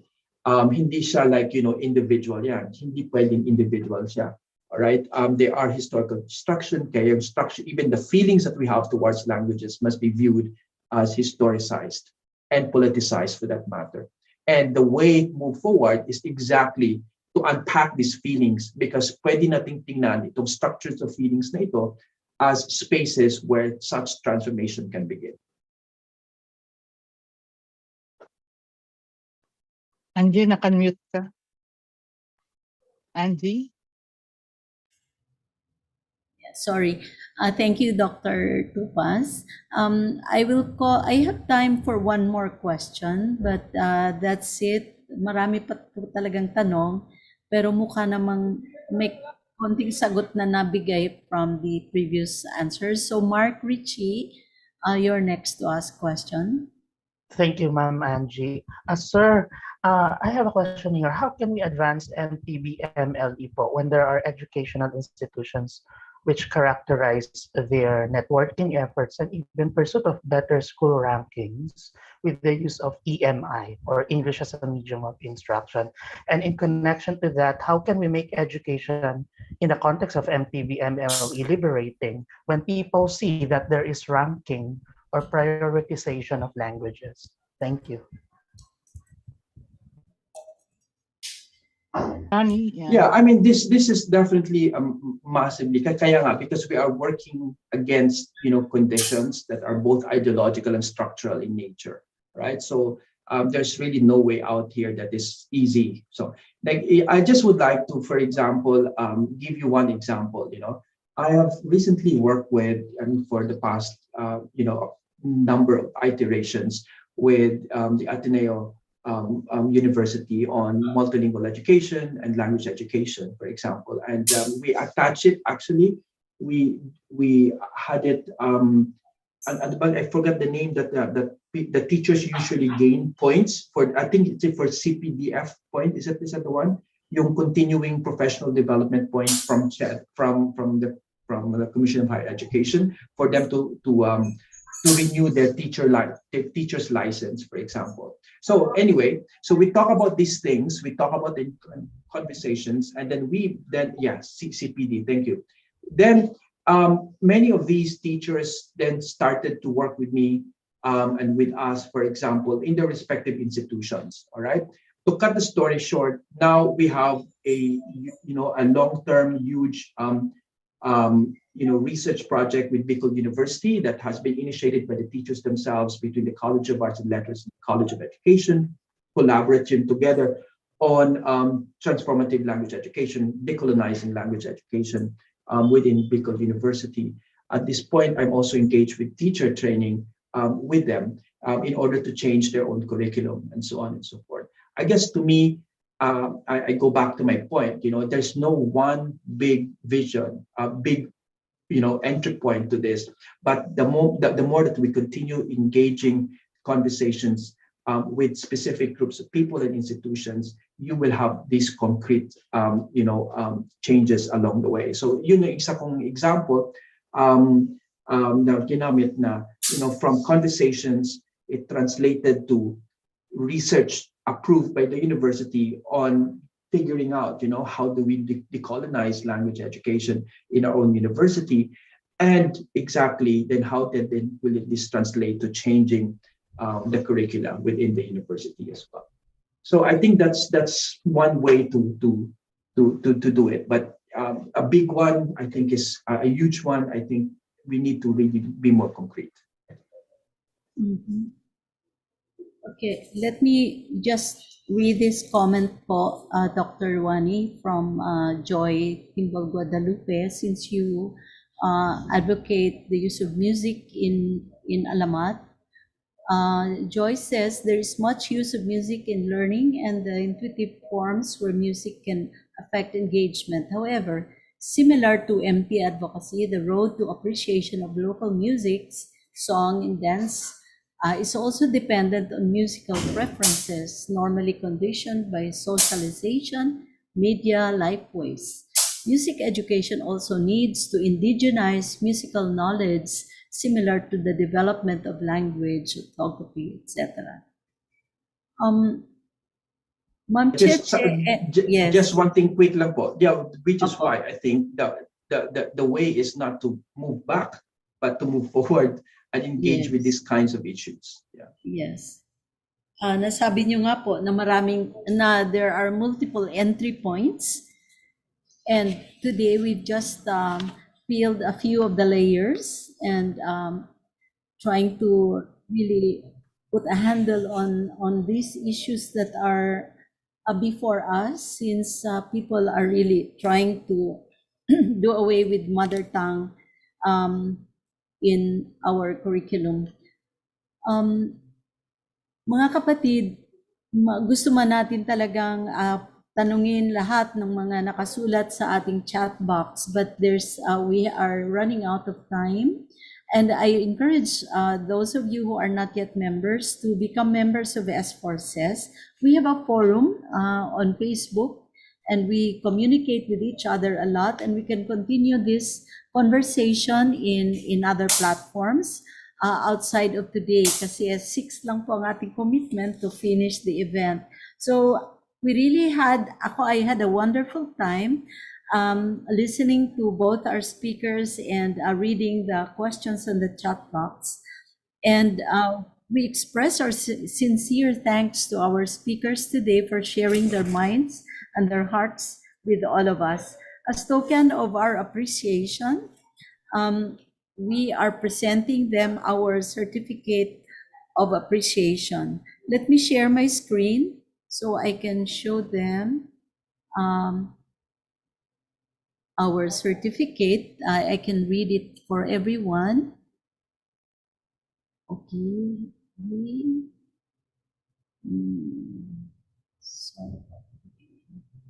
Okay, so we would like to present this certificate of appreciation to Dr. Ruani Tupas in grateful acknowledgement of his invaluable knowledge and experience. I cannot take off what's this covering here? The thing is covered. Dito po sa ating event held November 5, 2022, where he read his presentation on No Turning Back, the fate of MTB-MLE in the Philippines. So everybody, can I request all of us to do a virtual appreciation by shaking our hands like this for Dr. Tupas to see. So Dr. Tupas, that's our way of appreciating your talk. Maraming salamat po. And we also give a certificate of appreciation with the same contents to our UNICEF speaker, Ma'am Cheche Beta Olaivar. Everybody with this appreciation and our clap offering to our speakers. Thank you so much to both of you. We look forward to a productive resolution of this development dilemma in our country. Thank you very much. And all participants, you too will get your own certificates. Something like this, where you get your certificate of participation. Once you fill up the evaluation form in this link, you can screenshot this QR code, fill up the evaluation form with your name and your email address. And the moment you submit your evaluation form, your certificate will be emailed to you in the email address you supply. Thank you. And ladies and gentlemen, at this point, we are calling our colleague, Associate Professor Ched Arsadon, holder of PhD in Anthropology and Sociology of Education, to bring our meeting to conclusion by providing us a synthesis of our conversation today. Dr. Ched? Thank you. Yeah, thank you, Angie. Thank you, Dr. Rani and Ma'am Cheche for those very insightful presentation. And natuwa talaga ako dun sa alamat, I just realized na yung mga figures pala nila refers to the St. Louis Fair, and then the workers, mga vegetable workers sa California, yung mga images, so talagang well planned. But I'd like again to reiterate yung sinabi ni Dr. Tupas na maraming advantages.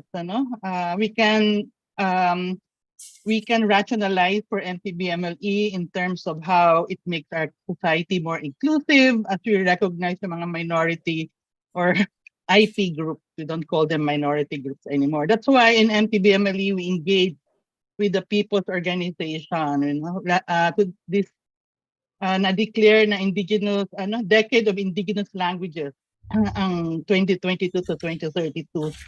And so, our IP groups are helping us, what they call that, advocate for MTB-MLE. Pedagogical value, kaya nagkaroon ng batas ang MTB-MLE because the educators share their studies. Kung paano siya nakakatulong sa learning. Unlike before na puro nationalism. That's also important, and identity. But when the educationists share their study on how MTB-MLE improve learning, then that open, the possibility of making it a policy. And then, and so itong mga suspension, the move to suspend MTB-MLE, we need again to rationalize MLE in our present context. I'm glad that Ma'am Cheche shared how UNICEF is saying that MLE is helping sa learning recovery. So I think we need to highlight that, Kasi si teacher, hirap na siyang mag-catch up, tapos babaguhin pa yung policy, So can you imagine when you will say, okay, no more mother tongue, stick to Filipino and English. So talagang it will be a big burden to our teachers, maraming expenses dahil magre-retrain ulit. So right now, we're encouraged to know na all the resource persons that are invited to Congress and Senate are saying the same thing. They are discouraging our lawmakers from suspending the policy. And medyo bumibigyan na rin ng DepEd. Before they said, okay, let's exclude the FSL. Let's continue to FSL. And then lately they're saying, let's exclude the IP people. So in mga recent meetings, ang assumption, the mother tongue will continue among the IP communities. And hopefully, dadami pa ng dadami ang exception. So there's still a long way before they can suspend the law, because it's already a law, So they cannot just suspend it by mere pronouncement. And as a teacher, I'm glad that Dr. Wani talk about, yung language attitude, the long journey of changing our ideology, yung structure of feeling. So as a teacher, it's importante that let's make sure that 20 years from now, the same resistance again, towards our identity, our language, will not happen anymore. Kasi kung let's think long term. Dr. Liz, Marlon, and I created videos of social studies. Okay, I think if we can talk about these matters, the social studies, values education, sa mga sa mga homeroom, then we can slowly educate our young people so that in the future such policies will not be questioned anymore. So this is big challenge sa ating teachers, to us teachers. And we're also thankful sa Alamat and other pop groups and other groups, marami pa sigurong iba that are popularizing our local languages. So yun lang po aking masasabi. Salamat Angie, Dr. Wani, Ma'am Cheche for this wonderful afternoon of presentation and discussion on a very important topic. Thank you, Teacher Ched, for that comprehensive and insightful summary of today's conversation. Isang circular problem ang nakita na mababa ang pagtingin sa mother tongue kaya di ginagamit at hindi tinuturo. Pero yung paggamit at pagtuturoy nito ay isang solusyon din upang maiwasto ang pagtingin sa mother tongue. So, tayo ay magpapatuloy sa ating conversation sa S4SES sa mga bagay na ito. You have heard from two of our valuable members, ang aming president at si Dr. Ched. At akin din pong ina-acknowledge ang aming secretary, si Dr. Joy Timbol Guadalupe na narito, at ang aming soon-to-be Dr. Peter Romerosa at iba pang members ng aming executive committee na nandyan din po sa ating forum. I take this opportunity to invite all of you to become members of S4SES, and please visit our webpage and like our page so that you can see everything, all the details, how to be a member and to get the benefits from membership. Please be reminded to fill up the evaluation form to get your certificate. We thank you from the bottom of our hearts sincerely for participating in this important conversation. Abangan po ninyo ang marami pang darating na talakayan dito po sa TalasSerye ng S4SES. Magandang hapon po sa inyong lahat. Thank you. Salamat po. Bye. Thank you. Bye-bye. Salamat. Parang